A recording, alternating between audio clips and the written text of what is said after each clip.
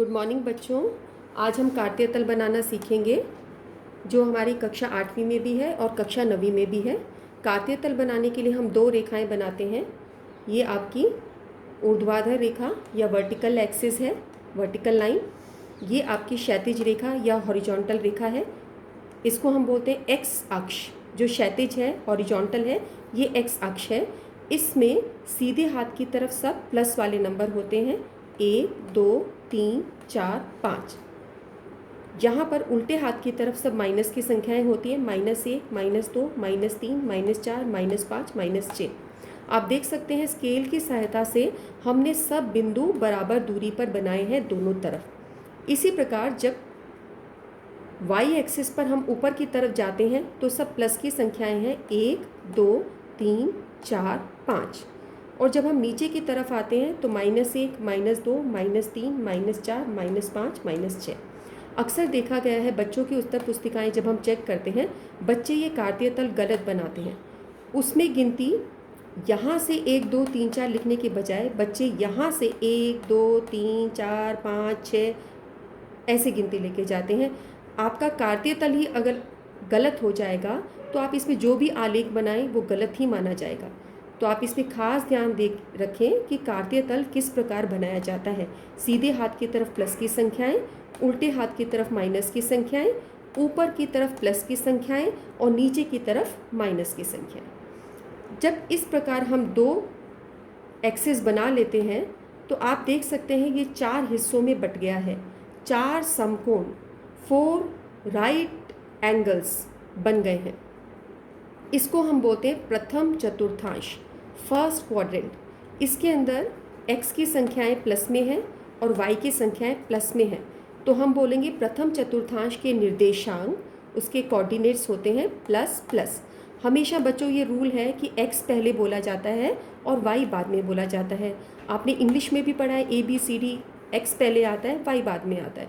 तो हमेशा x की संख्या पहले लिखी जाती है और y की बाद में। तो आगे जो भी लिखा होगा वो x होगा। और x को बेटे भुज बोलते हैं मैथ्स की भाषा में, और y को कोटि बोलते हैं। तो हम बोल सकते हैं कि प्रथम चतुर्थांश में भुज भी प्लस है और कोटि भी प्लस है, x भी प्लस है और y भी प्लस है।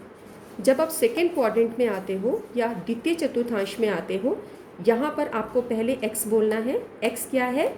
माइनस, और y क्या है? प्लस। तो माइनस प्लस, भुज है माइनस और कोटि है प्लस।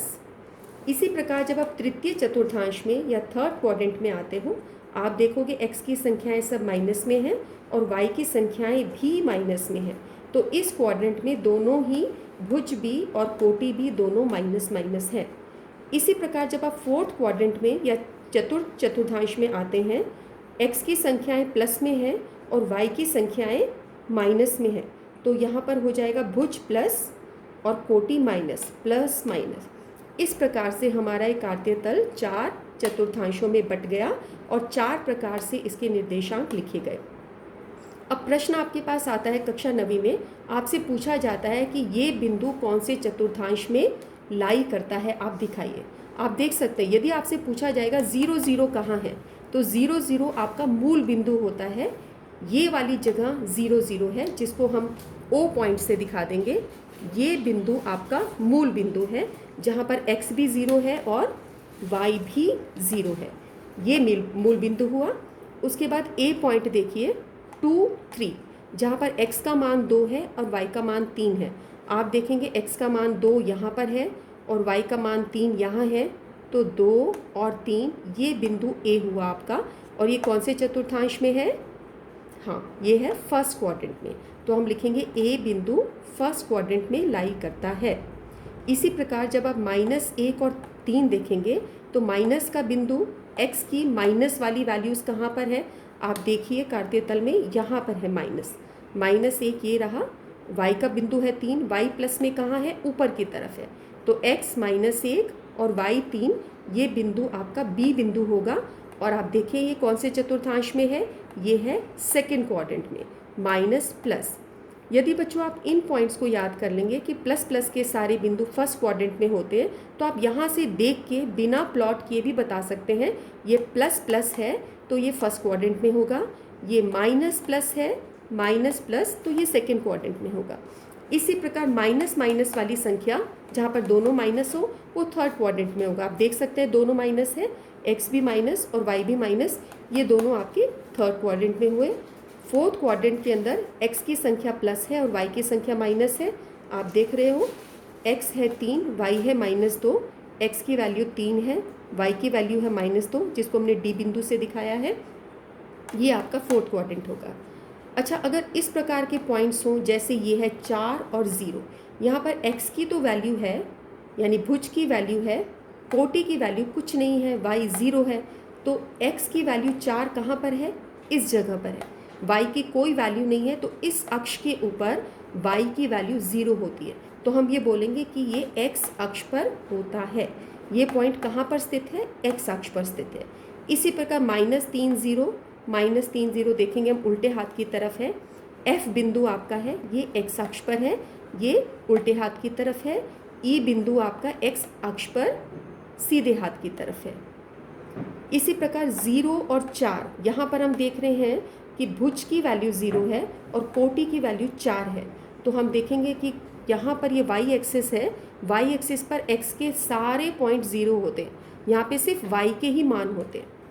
जिस प्रकार x पर सिर्फ x के पॉइंट्स होते हैं, y की वैल्यू 0 होती है, इसी प्रकार y अक्ष पर y के पॉइंट्स होते हैं और x की वैल्यू 0 होती है। तो ये आपका G पॉइंट हो गया, जहाँ पर x तो 0 है लेकिन y का मान 4 है, ये y अक्ष पर हुआ। इसी प्रकार आपका H पॉइंट जो है, जहाँ पर x की वैल्यू 0 है, y की वैल्यू -5 है, आप देखोगे कि उसे नीचे आप लेकर आओगे तो ये -5 है। ये H बिंदु है, यहाँ पर x का मान 0 है, भुज का मान 0 है और कोटि का मान -5 है, तो ये H पॉइंट आपका हो गया।